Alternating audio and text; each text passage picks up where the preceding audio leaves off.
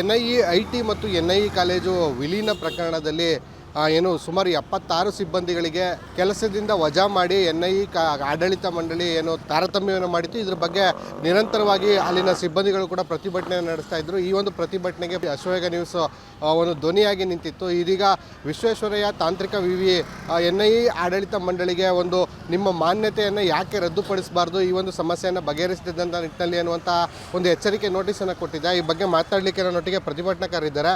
Sir, ನಿಮ್ಮ ಹೋರಾಟ ನಿರಂತರವಾಗಿ ಮಾಡ್ಕೊಂಡು ಬರ್ತಿದ್ದೀರಿ, ಈಗ ನೋಟಿಸ್ ಕೂಡ ಬಂದಿದೆ, ಅಶ್ವವೇಗ ವಾಯ್ಸ್ ಕೂಡ ನಿಮ್ಮ ಜೊತೆ ಇರ್ತು, ಏನು ಹೇಳ್ತೀರಿ ಸರ್? ಸರ್ ನಮಸ್ಕಾರ, ನನ್ನ ಹೆಸರು ರಾಮಚಂದ್ರ ಅಂತ. ನಾನು ಈ ಸಂಸ್ಥೆಯಲ್ಲಿ ಕಳೆದ 18 ವರ್ಷದಿಂದ ಕೆಲಸ ಮಾಡ್ತಿದ್ದೀನಿ. ಅಂದರೆ 2008ನೇ ಇಸ್ವಿಯಿಂದ ಕೆಲಸ ಮಾಡ್ತಾಯಿದ್ದೀನಿ.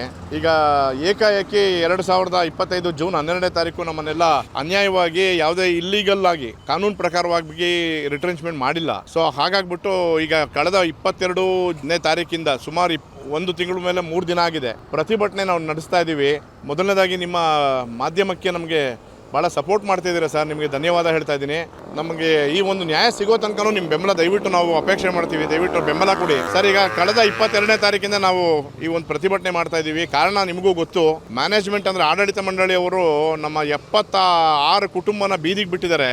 ಈ ವಿಚಾರವಾಗಿ ಹೋದ ತಿಂಗಳು 22ನೇ ತಾರೀಕು ನಮ್ಮ VTU ಇಂದ ಒಂದು ಕಮಿಟಿ ಬಂದಿತ್ತು.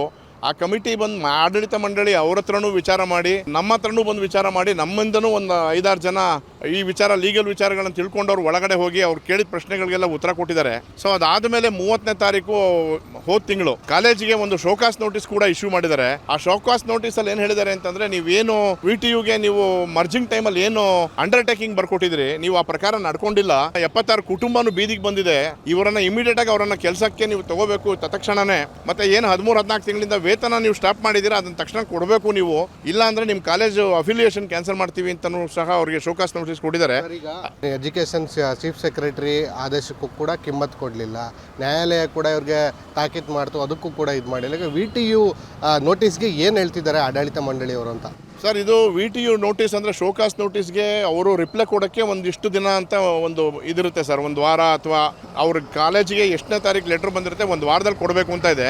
ಅದು ಒಳಗಡೆ ಅವ್ರು ಏನು ರಿಪ್ಲೈ ಕೊಟ್ಟಿದ್ದಾರೆ ಅನ್ನೋದು ನಮಗೆ ಗೊತ್ತಿಲ್ಲ ಸರ್. ದಯಮಾಡಿ ನಿಮ್ಮ ಮಾಧ್ಯಮದ ಮೂಲಕ ಅದನ್ನು ತಿಳ್ಕೊಂಡು ನಮಗೆ ಈಗ ಆಗ್ತಿರೋ ಅನ್ಯಾಯಕ್ಕೆ ಒಂದು ನ್ಯಾಯ ಕೊಡಿಸ್ಬೇಕು ಅಂತ ನಾನು ಕೇಳ್ಕೊತೀನಿ ಸರ್. ಸರ್, ಈಗ ಅಶ್ವವೇಗ ನ್ಯೂಸ್ ಕೂಡ ನಿಮ್ಮ ಪ್ರತಿಭಟನೆಯನ್ನು ನಿರಂತರವಾಗಿ ವರದಿ ಮಾಡಿತ್ತು, VTUಗೆ ಮತ್ತು ಸರ್ಕಾರದ ಮಟ್ಟಕ್ಕೂ ಕೂಡ ತಲುಪಿಸುವಂಥ ಕೆಲಸ ಮಾಡಿತ್ತು ಸರ್. ಅಶ್ವವೇಗ ನ್ಯೂಸ್ ವರದಿಗೆ ಏನು ಹೇಳ್ತಿದೆ ಸರ್? ಇದು ನಮ್ಮ ಈಗ ಈ ಒಂದು ಪರಿಸ್ಥಿತಿನಲ್ಲಿ ಮಾಧ್ಯಮಗಳು ಬಹಳ ಸಪೋರ್ಟಿವ್ ಆಗಿರುತ್ತೆ ಸರ್. ಅಶ್ವವೇಗ ಮಾಧ್ಯಮ ನಮಗೆ ಮೊದಲಿಂದನೂ ಸಹ ಈ ಒಂದು ವಿಚಾರದಲ್ಲಿ ಬೆಂಬಲ ಕೊಡ್ತಾ ಬಂದಿದೆ. ಸೊ ನಾವು ಇವರಿಗೆ ಖಂಡಿತವಾಗ್ಲೂ ನಮ್ಮ ಕಡೆಯಿಂದ ಹೃದಯಪೂರ್ವಕ ವಂದನೆಗಳನ್ನು ಸಲ್ಲಿಸ್ತೀವಿ. ಮತ್ತೆ ಇದರಿಂದ 76 ಕುಟುಂಬಕ್ಕೂ ಸಹ ಒಳ್ಳೇದಾಗುತ್ತೆ ಸರ್. ಇಲ್ಲಿ ಎಲ್ಲಾ ತರ ವರ್ಗದವರು ಇದ್ದಾರೆ.